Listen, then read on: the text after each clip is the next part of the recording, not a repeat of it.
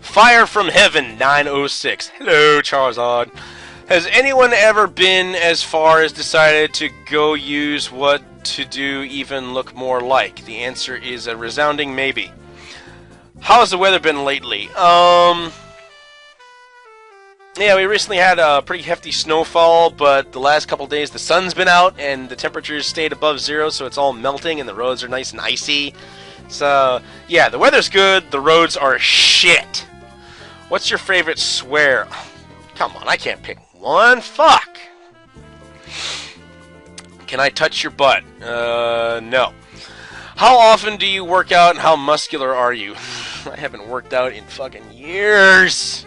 I mean, when the Wii Fit came out, I got it, and I was into it for a while. Got a whole bunch of the stickers and shit, was really regular with it.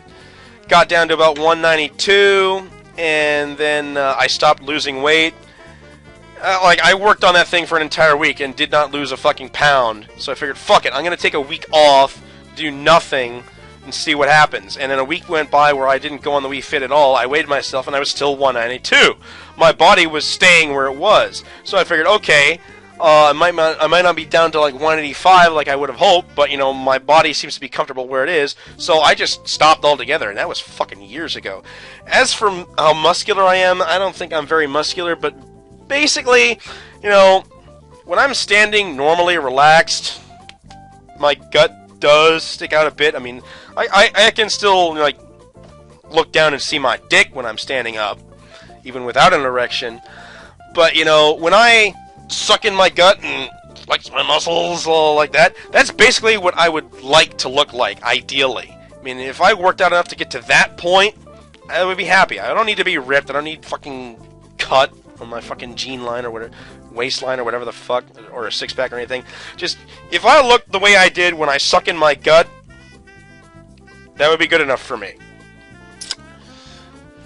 Do you like facial hair? No, it tends to get itchy. I mean, I tried... After I quit McDonald's and I didn't have to go by their fucking rules anymore, I basically tried growing a goatee, but it got way too fucking itchy, man. I couldn't fucking stand it. I have to stay clean shaven, because if I let it grow out for more than... Basically, after about a week, it gets to a point where it's too itchy to stand and I have to fucking shave. So I usually try to shave 2, maybe 3 times a week. Have you ever been in a fight? Yes. I've been through high school. I have had the occasional ruckus. I wouldn't say I ever actually won a fight, because I was never really good at it. I mean, I had music lessons when I was a kid, and I would have liked to get into... I would have liked to have gotten into Taekwondo, but no. My parents decided to keep me in with music lessons, which I eventually dropped out of, because I just lost interest. But yeah, I wish I had learned Taekwondo, and yes, I've been in fights.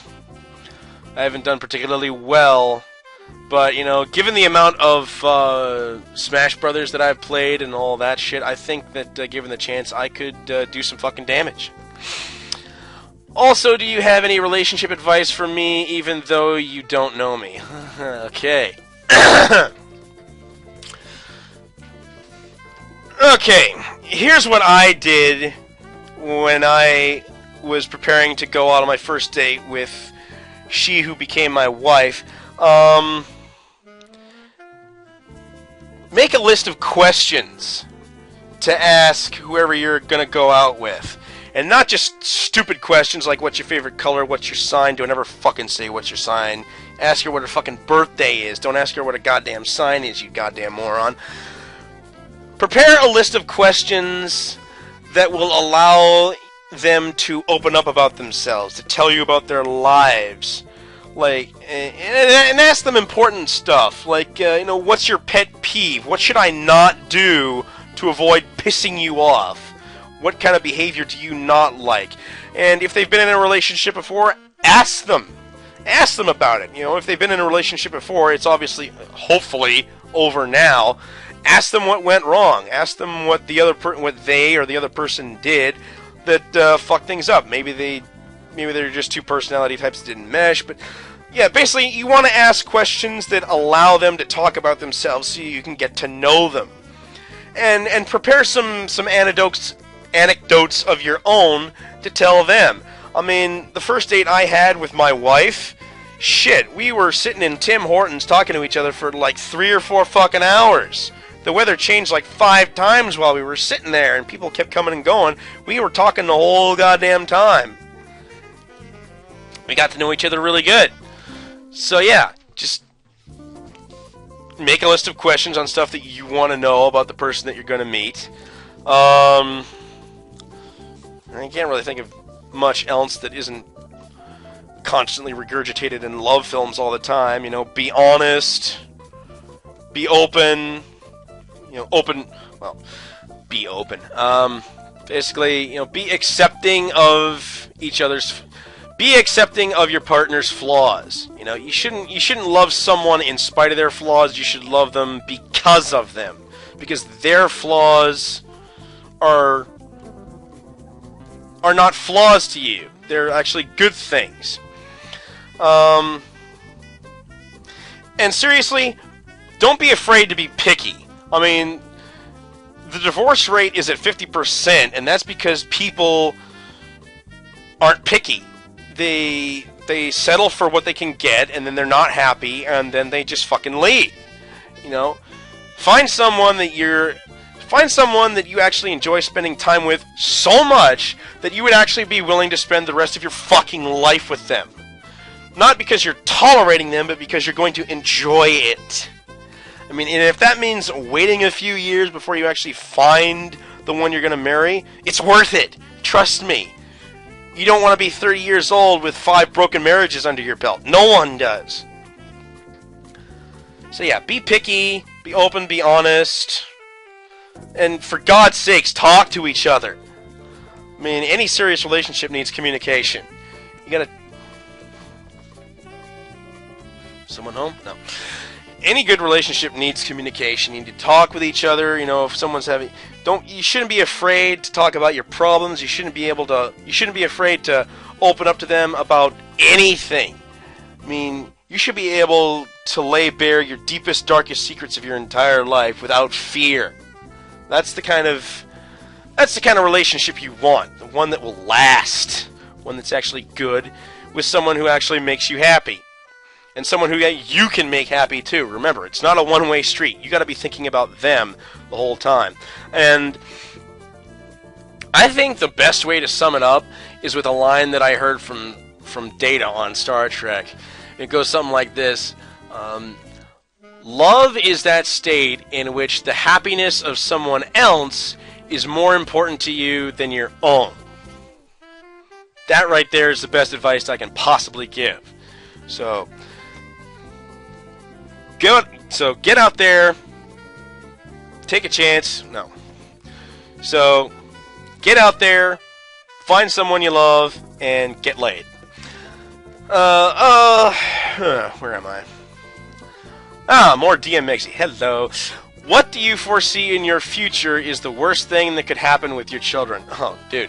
When you become a parent, there is literally no end to that answer. I mean, there's so many fucking things. It's pretty much any bad thing can happen to your kids, and it's a fucking nightmare. I mean, me and my wife, with our kids, we've already gotten to the point where we've passed over certain bad things that can happen that can't possibly happen to us now, like you know, birth defects, fucking miscarriage, you know, all that shit. Both our kids made it to term, perfectly healthy. No diseases, no deformations. My daughter Haley is coming up on her first birthday, so we're well beyond the threshold of infant death syndrome. And god damn, that's one of the worst fucking things to look forward to when becoming a parent. It's just, you know, you do everything right. You eat healthy, you're careful during the pregnancy, you take care of your kid, you treat them right, you feed them, you clothe them, you keep them warm and happy, and then you're not doing anything wrong, and then one day, for no fucking reason, your kid just doesn't wake up. That's what infant death syndrome is. They just fucking die on you for literally no reason. I don't know how the fuck any parent deals with that shit, and I'm glad I never did. But, you know, there's no end to what kind of bad shit can happen to your kids. I mean, you get them through the pregnancy, you get through their infancy, you get through the early years, they get through the living hell that is high school, and then they can get drunk and kill themselves in a car accident in their graduation party. I mean, there's always some horrid nightmare to look forward to. But just as in the rest of life, you know, if you focus on the bad, your life is going to be miserable. You got to focus on the good, happy times, you know. Take whatever precautions you can, but basically, if bad shit's going to happen, more often than not, you're never going to see it coming. So, what's the worst thing that could happen to my kids? They could die before me. That's basically at the high end of the list.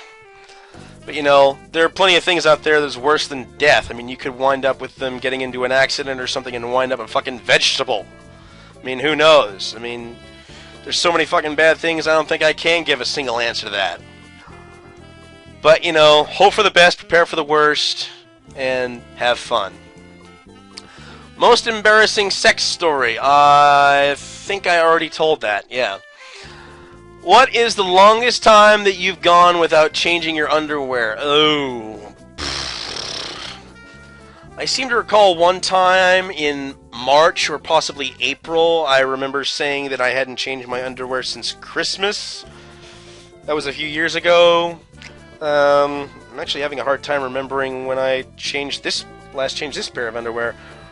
Yeah, we're in January now. I think it... Did I change in December? I'm not sure. I'm probably due for a change. Favorite television show? It used to be Star Trek The Next Generation, then it became Star Trek Enterprise. Because they set a guy on fire. On fucking fire! I mean, other Star Trek shows, you shoot him with a phaser, they get vaporized and shit. Fuck no. This show had people getting blown out into outer space, bursting into flames, and, you know, most Star Trek fights, they start out with, like, fucking, oh, our shields are at 90%, our shields are at 50%, our shields are at 20%. Captain, our shields are down, one more hit and we're dead, and then the fight ends and everyone goes home happy. No. Star Trek Enterprise, on the episode Azadi Prime, they started the fight without shields. I mean, the enemy was coming at them, they cut away to another scene, and then when they come back, their shields are gone. And they spent the next fucking 5-10 minutes being shot at and blown to fucking pieces. Holes ripped out of the hull, the fucking engines are or fucking exploding. Fuck! It was torture watching that shit go to credits. I mean, I was actually hoping that the ship would explode, because at least if the ship explodes, you know that Captain Archer is gonna go back in time and stop that shit from happening. No, they left the ship right before the spring break. 3 fucking weeks without a new episode. The ship was literally burning in space, twirling out of control, still being shot at. How the fuck did that series get canceled after 4 years? They didn't even make it to 100 episodes. What the fuck? That show was amazing! And they canceled it! Why? Favorite personal LP moments? Castlevania. Getting through that fucking hallway on level 5 and trying to kill the Grim Reaper. That right there was fucking hilarious. I mean,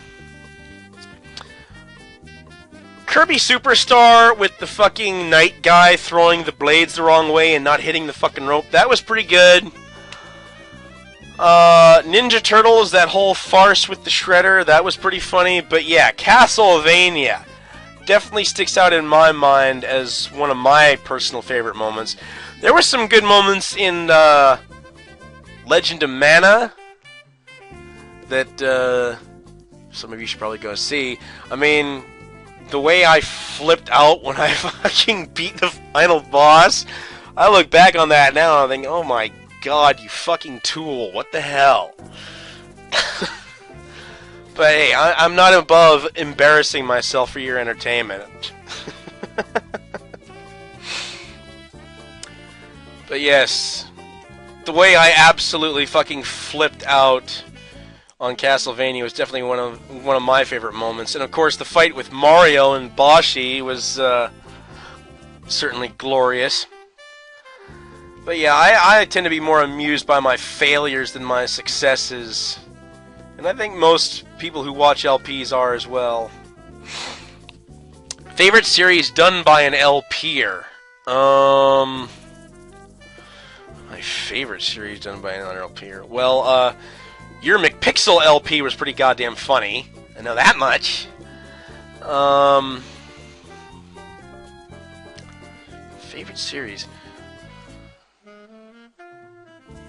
I can't think of one. I mean, I've seen so many other people's LPs. Jesus. Can't even remember. Well, one of the earlier ones that got me started in this whole thing was watching Rar play through I Want to See You Suffer. When he got through that fucking bullshit maze of spikes, which he basically cheated his way through. And then he goes to hit the fucking save point, and then it flies over and kills him. Holy shit, that was hilarious. And then when he got into the Ninja Gaiden phase, and, oh, I finally figured it out, and I'm gonna fuck up this jump. Fuck you! Oh god, I could piss myself laughing. And of course, Kairos. How the fuck can you not laugh your ass off at that guy? I mean, he's fucking hilarious. When he got through the Melbekian vagina, holy shit. He completely lost his fucking mind. And anytime Boshi Spider shows up, he goes into a fucking nauseated fit. Oh my god. And Nick and Worm, holy shit. I don't think there's anything they do that isn't hilarious. I mean, you and Gunslinger and Rar and... God, everyone. You're all so fucking good.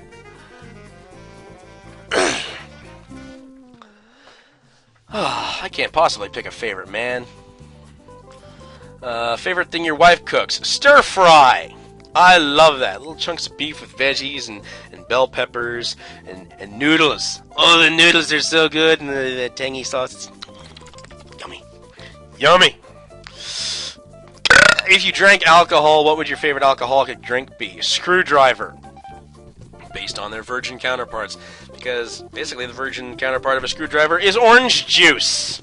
And I drink orange juice all the time, so yeah, screwdriver.